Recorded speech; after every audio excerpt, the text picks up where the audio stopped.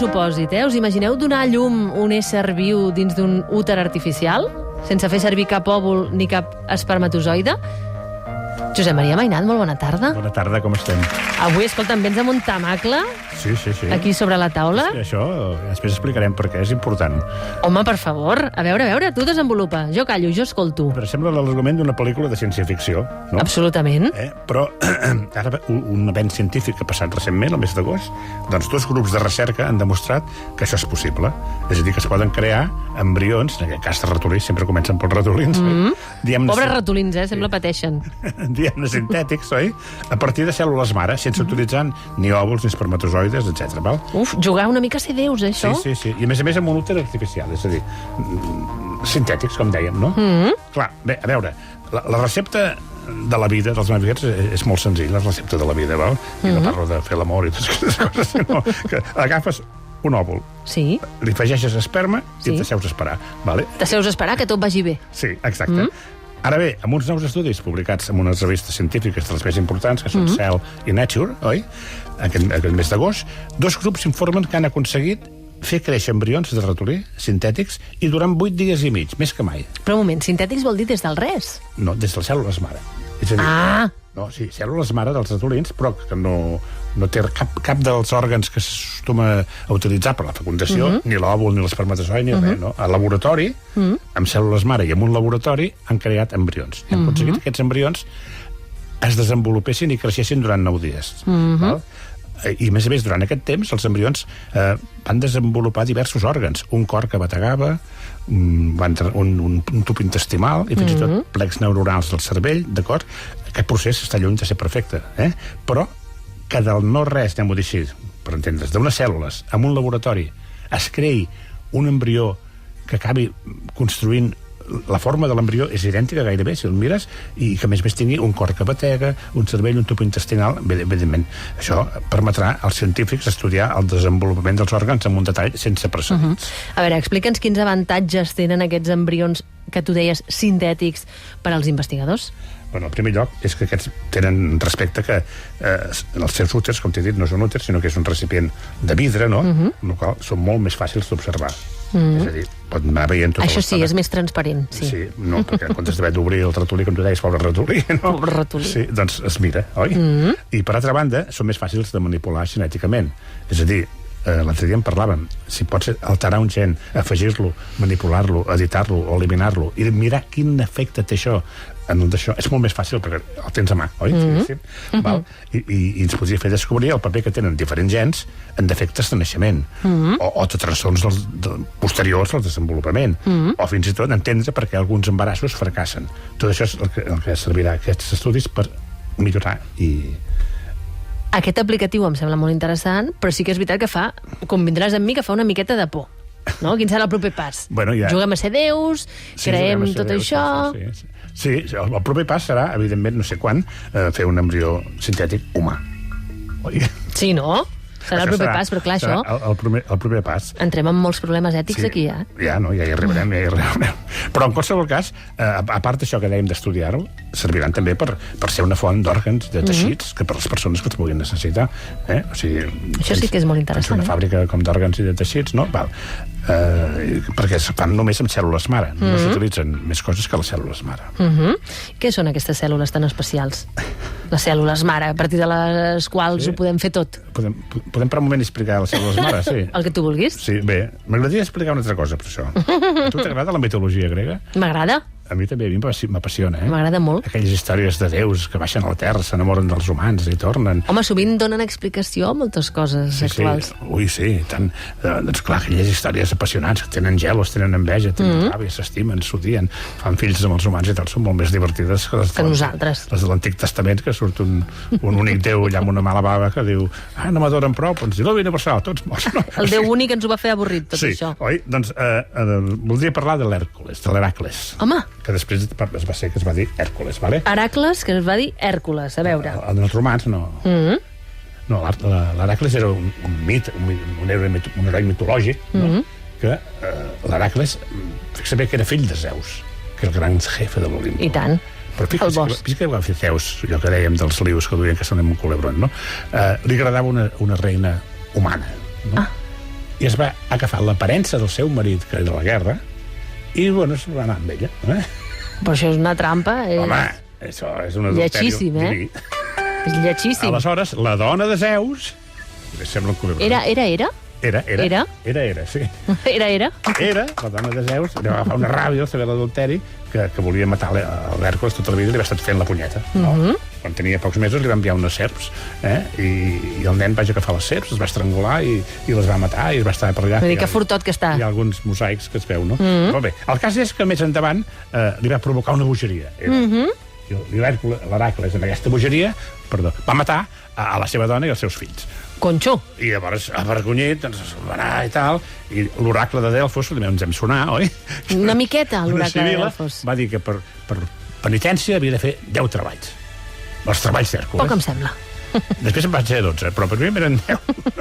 I aquests treballs els havia de fer el rei de Micenes, que era un altre enemic que tenia. Bé, ara anem al que volíem anar. D'acord, tornem-hi. Indirectament, és que anem a parlar d'un monstre, un dels treballs era matar un monstre. La majoria eren matar monstres, però aquest era matar Hidra.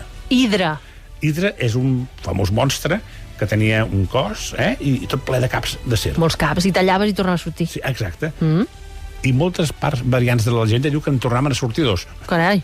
I a més, esclar, l'Hèrcules es va enfrontar amb allò, va començar a tallar caps i xas, colla terra, xas, colla va, vinga, no t'entretinguis, a veure. I què va passar? Pues que no se'n sortia. Home, pobret, clar. Molts caps contra un. I llavors hi havia el seu ajudant, l'escuder, el Iolau, que es deia, que va agafar una antorxa i cada cop que l'Hèrcules tallava un cap, ell cauteritzava la ferida amb el foc. Perquè no sortís un altre cap. Exacte, i mica en mica van aconseguir dominar això. Feina coordinada entre tots dos, eh? Sí. Així és com Hèrcules va rematar el segon treball. Però, com que ho havia fet amb ajut, el rei de Micenes, que era un tiquis-miquis, no li va voler comptar. Carai. Perquè no ho havia fet sol? No ho havia fet sol, no. Bueno, això, perdona, m'ha semblat ultra interessant, però no té res a veure amb el que estaves explicant al principi, no? Ara ho veureu, perquè sí. A veure. Les hidres existeixen, no com les de la mitologia, però són uns petits animalons aquàtics amb tentacles que tenen un gran poder de regeneració. Cada vegada que perden un tentacle, els torna a créixer. Al igual que les estrelles de mar, doncs també són capaces de regenerar les potes que hagin pogut perdre. I és ben coneguda la capacitat que tenen les sargantanes, també. I tant, la cua. De regenerar la cua. Això els grecs ho devien saber, i en part aquesta història està basada en això. Fins i tot hi ha cucs que si se'ls talla amb ple de trossets petitons, cada trosset regenera un cuc sencer. Carai. Amb tot el seu cap i tot el seu sistema nerviós i digestiu, vale? I què hi ha al darrere d'aquestes regeneracions, Ara tanco el cercle. Qui hi ha les cèl·lules mare. Les cèl·lules mare. Amic. Aquesta és la missió de les cèl·lules mare. Dividir-se, diferenciar-se i generar totes les altres cèl·lules del cos. Veus com hem donat la volta per hem tornat? Molt ben portat, Molt ben portat. I encara hem de tornar als embrions sintètics. Ui. Va, fot-li. Com anem de temps? Mira, tens 7 minutets més. Bueno, anem-ho a fer. Per parlar de les cèl·lules mare. Cada vegada que un espermatozoide fecunda un òvul, ja tenim una cèl·lula mare. Una única cèl·lula mare. Que té el potencial per anar-se dividint i diferenciant-se i crear totes les cèl·lules de qualsevol mena de teixit de l'organisme. Es diu mare en aquest sentit, perquè d'allà surten totes les altres cèl·lules. D'acord. A mesura que es van diferenciant i dividint, es van especialitzant. I aleshores acaben fent noves cèl·lules, però que ja són d'un tipus específic. Això passa més tard, d'acord? Sí, a mesura que va passant això, aquestes cèl·lules que al començament són totes idèntiques, doncs després ja es converteixen en les cèl·lules mare dels intestins, de l'esquelet, dels músculs, de la retina, del cervell, etc. I cada una està especialitzada en generar cèl·lules d'aquests teixits. Abans ho deies, perquè clar, és veritat que es parla molt que amb algunes cèl·lules mares podran curar algunes malalties. Sí, tant. De fet, ja ho fem des de fa temps, Sí, o sigui, un tractament que fa anys que es practica és el trasplantament de mèdula òssia en casos de leucèmia. L'any 1976 un equip de l'Hospital de Sant Pau va dur a terme la primera intervenció. I l'any 1987 el Josep Carreras li van trasplantar la mèdula òssia quan estava al cim de la seva carrera i li van diagnosticar una leucèmia aguda. Li van canviar... És veritat, sí que ho recordo, sí. Li van treure totes les cèl·lules malignes, li van fer un trasplantament de les seves pròpies cèl·lules i aquestes cèl·lules mare reinserides han regenerat nous glòbuls sanguinis, i d'aquesta manera va superar la leucèmia. Després d'aquestes experiències va crear la Fundació Josep Carreras, que està dedicada a la recerca sobre la leucèmia. Per cert, si voleu tafanejar, fcarreras.org, també hi podeu col·laborar, Exacte, té el lema de fins que la curem no pararem.